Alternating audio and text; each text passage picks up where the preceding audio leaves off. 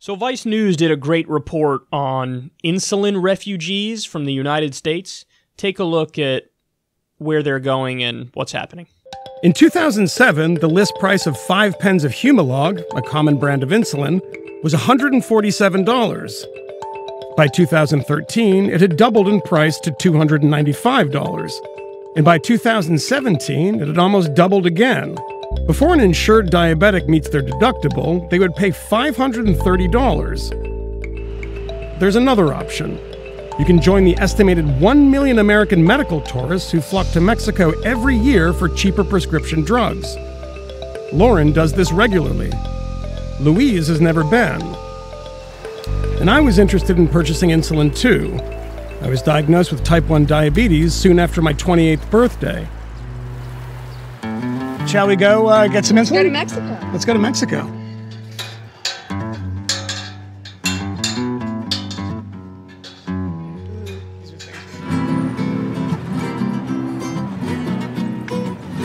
So, I saw on the internet that there are a bunch of these big ones that basically advertise for Americans. Yeah. And the websites are in English, and they say, come, we'll take your money. Yes. Your healthcare system's terrible. Yeah. And we're going to go find those guys. Yeah.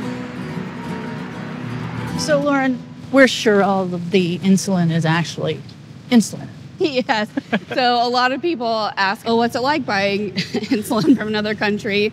But I know this is like going to come as a real shock to everyone, but people in Mexico have diabetes too and also need insulin. The formulas are the same. They're made by the same drug manufacturers. It's just cheaper. You sell insulin. We do. Right? Okay. What do you need? Do you want to? So, yeah, okay. I'll need, do you have vials, Humalog vials, or just the pens? We have the pens. Okay. All right, so it comes one in a box, and it tells $17. For one pen. For one pen. I can get a pen of this for $17? $17. So, what? Do you know of any apartments in Tijuana that I can rent? The Novolog, right now, I'm paying $37. You pay $37 for the Novolog. My copay. It's your copay. So this is cheaper than your copay. So this is $850 to $900 worth of insulin. Yeah, the three. And you're paying how much? It's going to be $115. $115. So a 5-minute walk over the border saves you Yeah. $800 and some odd dollars. Yes. Yeah. Rodrigo is an American citizen, but moved to Mexico to run this pharmacy with his family. What percentage of people that come in here are American? Probably the majority. It's ridiculous the amount of people. Like on a Monday, we'll get a good 900 tickets. So Oh, wow. that'll come through. I mean, it's too much. We couldn't handle it. The space was too small. That's why we had to open up over here. So because of the crisis in American healthcare, you're expanding. Yeah.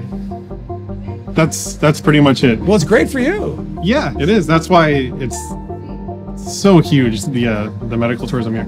Because, you have the border crossing. They opened a lane specifically for medical tourism. Insulin is cheap in Mexico and Canada because those governments negotiate market access and prices without middlemen. But in the US, access to markets are controlled by pharmacy benefit managers, PBMs, who manage drug benefits for insurance companies and employers. A PBM will allow drug companies access to their customers for a price. So drug companies offer PBMs bulk rebates on the price of insulin to sweeten the deal. But instead of these negotiations driving prices down, PBMs and pharmaceutical companies end up wildly inflating insulin list prices, because higher prices mean bigger profits for the PBMs and insurance companies.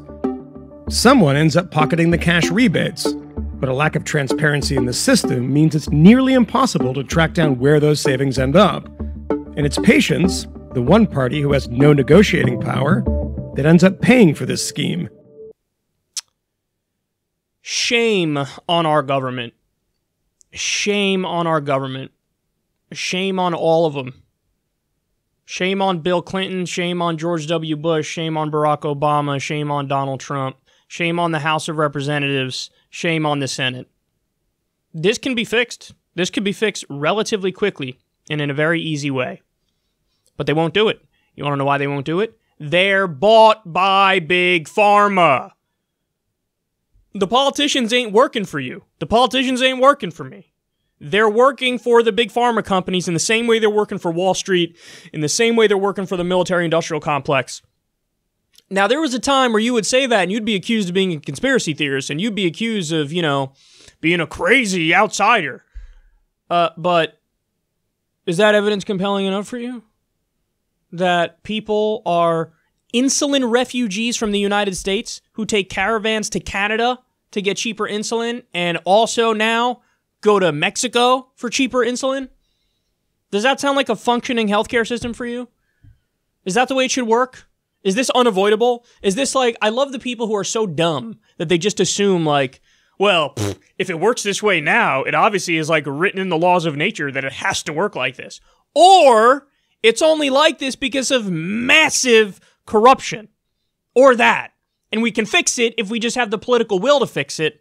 And if the government just listened to the people. As if like regular people are sitting around like, I would really love to be price gouged and fucking robbed in order to get my life-saving medication.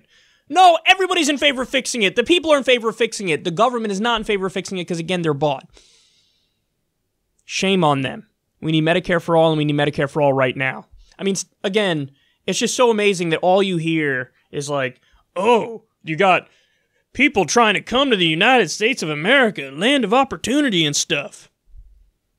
Caravans going to Canada, caravans going to Mexico to get cheaper medication because we are so royally screwed over in this country.